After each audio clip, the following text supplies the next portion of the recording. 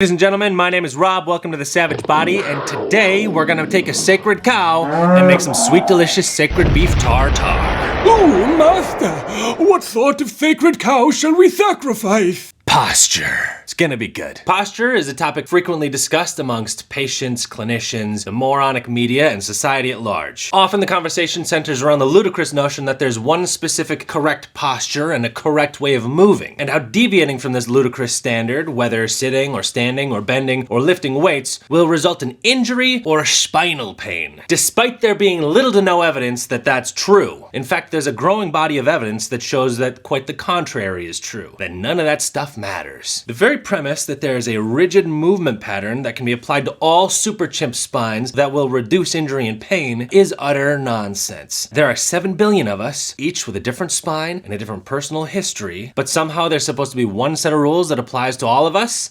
Give me a break, dude. I deal with people that are in pain all day, every day, and let me tell you something. It's rarely just about the mechanics or the structures involved. Pain is a combination of biological, psychological, social, environmental, and many other different factors. Yeah, sure, rolled ankles, sprained muscles, broken bones, they all cause pain. But you know what kinds of things increase pain? Depression, anxiety, a poor night's sleep, having a dickhead for a boss, getting fired by your dickhead for a boss, and being a redhead. Okay, enough. Posture cow, I'm getting hungry. I have in my hands a paper entitled Sit Up Straight, Time to Reevaluate. This paper was published in 2019 in the Journal of Orthopedic and Sports Physical Therapy. Two of the primary authors of this article were Kieran and Peter O'Sullivan. The O'Sullivans are complete maniacs when it comes to bullshit me not kind of research. These guys aren't pain freaks, they're pain super freaks. They love it. They absolutely love it. And by absolutely love it, I mean they hate it.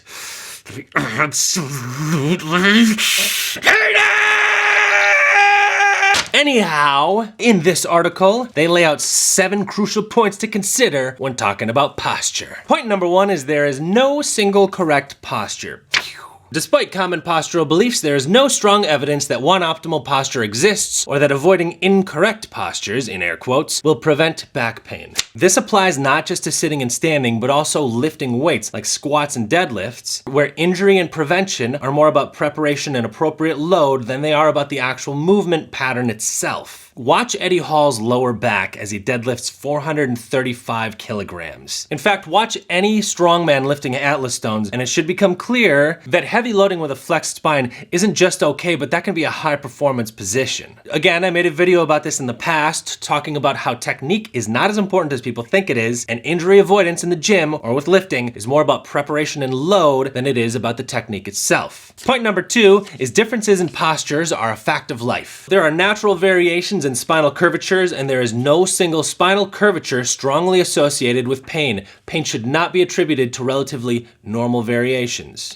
Every spine is different. Every pelvis, every femur, every body is different. Everyone has a little bit of a scoliotic curve. One leg is longer than the other, one arm is lower than the other, and everybody's got a little touch of pelvic rotation just for good measure. There is no such thing as a standardized skeleton, so why in God's name would there be such thing as a standardized posture? Doesn't make sense. Point number 3 is posture reflects beliefs and mood. Posture can offer insights into a person's emotions, thoughts, and body image. Some postures are adopted as a protective strategy and may reflect concerns regarding body vulnerability. Understanding reasons behind preferred postures can be useful. It's a close one. Posture can be a form of communication.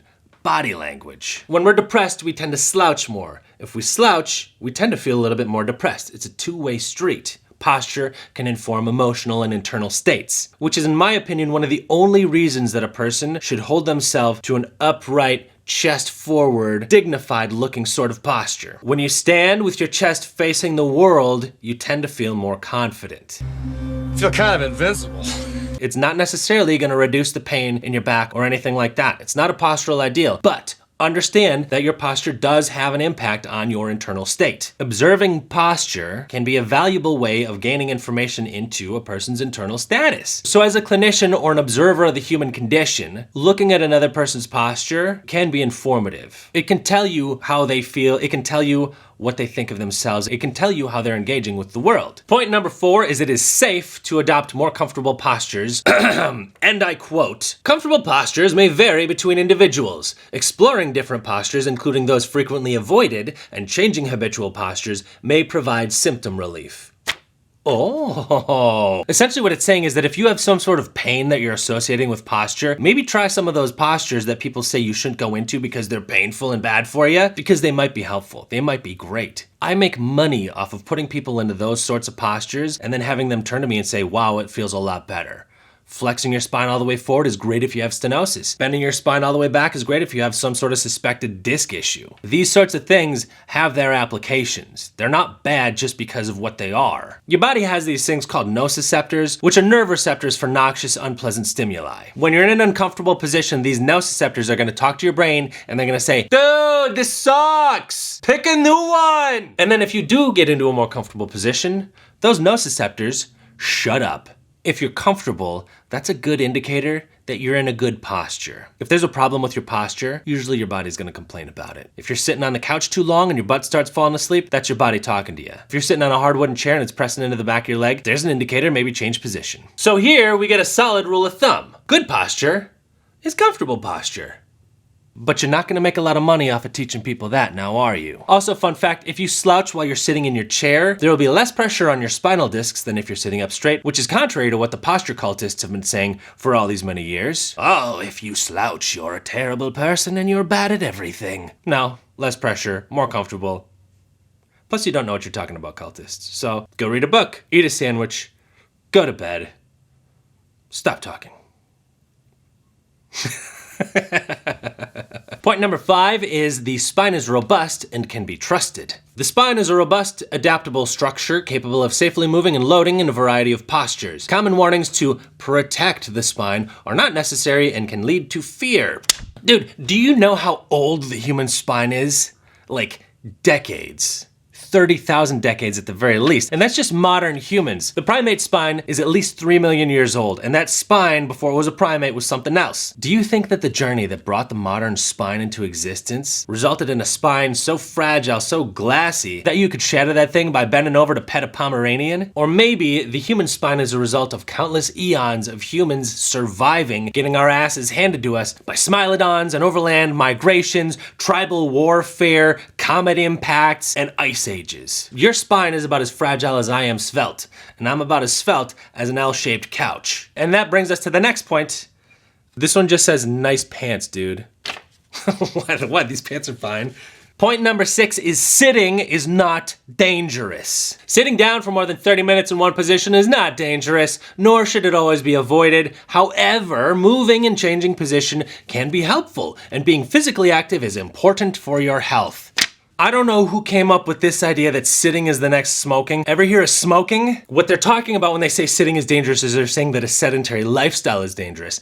I don't disagree with that. But when you tell people that sitting is dangerous, suddenly people are looking at this completely normal and completely safe activity like some sort of jigsaw puzzle. I'm not talking about the fun kind that you do with grandma. I'd like to play a game with you. If someone were to say, hey Rob, what in your estimation is a very safe thing to do? I would say sitting. Sitting is close to the top of that list. Yeah, sitting is like right at the top. Sitting is actually at the top. Sitting is the most safe thing you could do, aside from lying down. The next point is one size does not fit all. Posture and movement screening doesn't prevent pain in the workplace. Preferred lifting styles are influenced by naturally varying spinal curvatures, pelvic alignment, and limb length, and advice to adopt a specific posture or to brace the core is not evidence-based. Boom. What they're talking about here is ergonomics, and essentially what they find in the research is that if you apply ergonomic principles to lifting and workplace activities, that doesn't prevent injury and it doesn't prevent pain. That's just the way it is, because pain is a much more complicated thing when you look at it in light of what humans are. We're complex, we're weird, we're all over the place. You can't apply a standard of any sort to all humans. It's not gonna fit, it doesn't work that way. Everybody is different, everybody is different. Look, there's a couple of reasons that these cultish postural beliefs beliefs still exist today. A lot of this has to do with momentum. They say progress is made one death at a time, which isn't saying go out and kill people to make progress. Although the communists during the Great Cultural Revolution sure did take that literally, what that's saying is that people are reluctant to change their beliefs even in the face of overwhelming evidence that their belief system is wrong. On top of that, there are countless postural doohickeys and devices that people are selling and making a living off of. Posture is very technical. You should hire me. You should buy my book. You should buy my doohickey. You could hurt yourself having good posture. It's very technical. You should buy my book. You should buy my supplements. I got this device over here. I'll sell it to you for $400. But buy it. To buy my stuff. If you were making a living selling things that didn't work, and that money was putting your kids through school, was keeping them fed, was keeping you in a house, was keeping your car in your garage, what would you do? The pressure to continue selling those things would be immense, and odds are you'd keep selling them. You'd find a way to rationalize it and you'd keep selling them. I get it, we're humans, we're a fallen race. We ain't perfect. And there's also educators and ergonomists that make a living doing this too.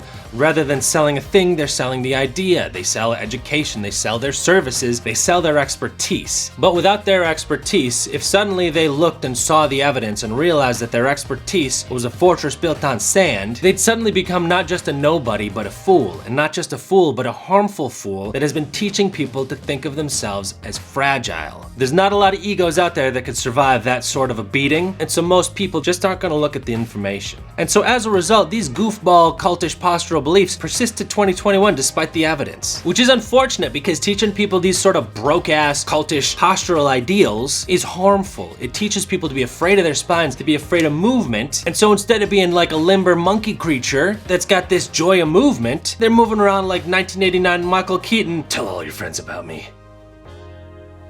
I'm Batman.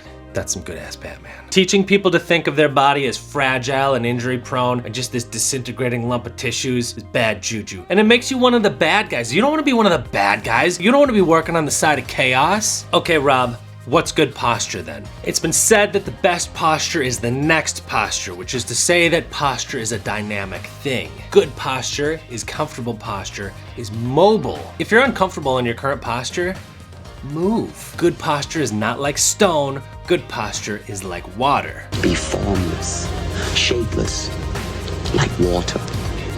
Be water, my friend. Okay, folks, that's all I got.